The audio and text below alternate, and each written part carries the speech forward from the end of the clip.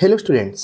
तो देखिए हमारे पास क्वेश्चन है, if the sum of the first m terms of an AP is same as the sum of its first n terms where m is not equal to n, then show that the sum of its first m plus n term is 0।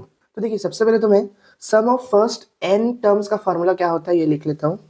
अब लिखा है कि m terms, अब देखिए m terms क्या क्या हो जाएगा, बस n की जगह m लिखा जाएगा। तो देखिए इसको मैं कैसे लिख लूंगा,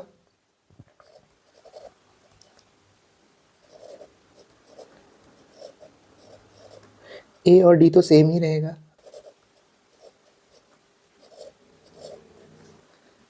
अब क्या लिखा है कि ये दोनों सेम है, यानी एस एन और एस एम सेम है। तो देखिए मैं यहाँ पर एस एन और एस एम की वैल्यू पुट कर दूं तो क्या हो जाएगा, N by two A plus N minus one और डी, और एस एम क्या था, M by two A plus M minus one और डी।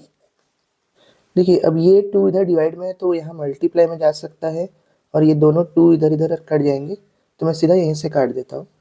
देखिए अब क्या होगा, एन टू ए प्लस ये जो डी है दोनों के साथ मल्टीप्लाई हो जाएगा तो N D minus D is equal to M two A plus M D minus D.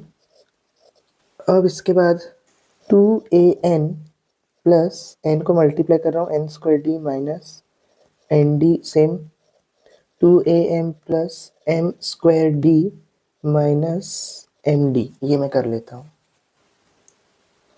देखिए मैं सभी को लेफ्ट हैंड साइड शिफ्ट कर दूँ तो two A N plus N square D minus N D minus two A M minus M square D plus M D equal to 0। देखिए इन दोनों terms से मैं टू ए बाहर निकाल लेता हूँ तो क्या बचेगा, एन माइनस एम। अब देखिए एन स्क्वायर डी और एम स्क्वायर डी से मैं डी कॉमन निकाल लेता हूँ तो क्या बचेगा, N square minus M square. अब जो ये दोनों टर्म्स बच रही है कौन सी, एन डी और एम डी, इनसे भी मैं डी बाहर निकाल लेता हूँ तो अंदर बच जाएगा एम माइनस एन, क्योंकि देखिए एम पॉजिटिव में है। देखिए लेकिन यहाँ एन माइनस एम है, ये भी एन माइनस एम के ही फॉर्म में है, लेकिन यहाँ पे क्या हो गया, एम माइनस एन है। तो मैं क्या करता हूँ, इसको भी एन माइनस एम के फॉर्म में लिखने के लिए क्या करता हूँ, माइनस साइन बाहर निकाल लेता हूँ। अब माइनस साइन बाहर निकालूंगा तो दोनों का साइन फिर से बदल जाएगा।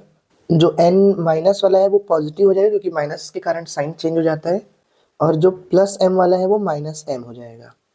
अब देखिए इसको मैं फॉर्मूला लगा के लिख लेता हूँ। क्या formula, A square minus B square का फॉर्मूला होता है ए प्लस बी और ए माइनस बी, ये फॉर्मूला मैं यहाँ यूज़ करने वाला हूँ। तो देखिए two A N minus M plus D A plus B यानी एन प्लस एम और ए माइनस बी यानी N minus M minus D N minus M equal to 0। अब देखिए एन माइनस एम का फैक्टर हर जगह है, यहाँ पे भी, इधर भी और इधर भी। तो मैं क्या करता हूँ, एन माइनस एम को कॉमन ले लेता हूँ। तो एन माइनस एम को कॉमन ले लिया हर जगह से, तो यहाँ बचा two A plus D N plus M और यहाँ केवल माइनस डी इक्वल टू 0। अब देखिए ये यहाँ जाके डिवाइड में चला जाएगा, और 0 के डिवाइड में कुछ भी हो हमें पता है कि वो 0 ही होता है। तो फाइनली आ जाएगा two A plus D N plus M minus D equal to, देखिए 0 अपॉन एन माइनस एम लिखूंगा, लेकिन 0 के अपॉन में कुछ भी हो फर्क नहीं पड़ता, इसलिए ये हट ही जाएगा। देखिए अगर मैं डी कॉमन निकाल लेता हूँ तो ये आ जाएगा N plus M minus one equal to 0। अब देखिए क्वेश्चन में क्या लिखा है, sum of its first m plus nth term 0 होगा निकालने बोला है।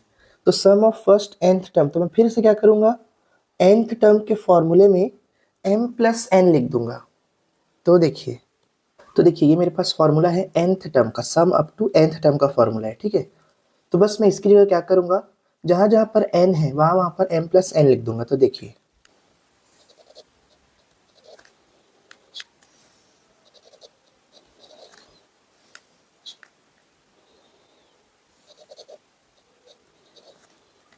अब अगर आप देखो इक्वेशन 1, देखिए इक्वेशन 1 में क्या दिख रहा है, two A plus D M plus N minus one या एन प्लस एम जो भी बोलो, सेम यही टर्म है। देखिए अगर आप ध्यान से देखेंगे तो सेम यही चीज़ लिखी हुई है,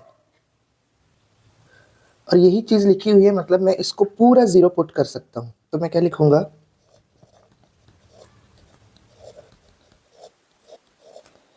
इस पूरे की जगह 0 पुट कर दूंगा। कैसे, तो फ्रॉम इक्वेशन 1। ठीक है, तो ये पूरा 0 हो गया, तो एस एम प्लस एन भी क्या हो गया, 0।